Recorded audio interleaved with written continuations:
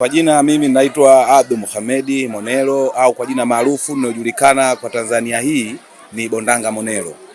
Mimi ni mwenyekiti wa kijiji cha Kiomboni, ni mwenyekiti mpya katika uchaguzi huu uliopita. Maana yake mimi ndio nimeipata nafasi hiyo ya kuishika kijiji hichi. Na nimepokea katika kijiji hichi, maana yake wanafunzi nimewakuta kweli walikopo katika hali ya kusomea chini, shule nzuri, haina madawati.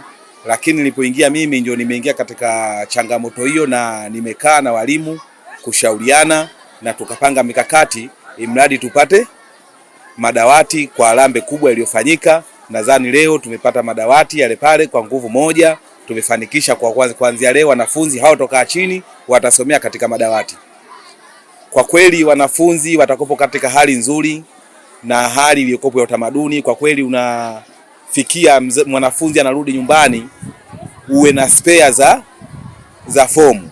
Yaani kwa ile fomu anayokwenda nayo, maana yake akirudi tu inakopo inachafuka, kwa ajili anafikia kukaa chini, hakai katika sehemu stahili ya kupata hiyo usafi. Nadhani wanafunzi watafurahi kwa kuwa sasa hivi itarudi katika hali yao ya usafi. Mwanafunzi akifika shuleni anakaa kwenye dawati, anarudi nyumbani. Na vile vile ni shule hii ilikopo na changamoto mbalimbali, changamoto ya dawati na changamoto kuhusu walimu wa kike.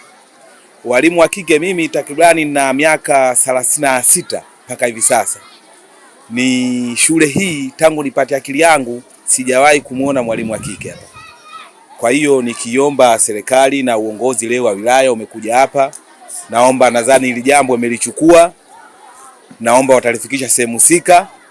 Nadhani tutapata walimu wa kike, na ukizingatia ni serikali yetu imeshikwa na Mama Samia Suluhu Hassan.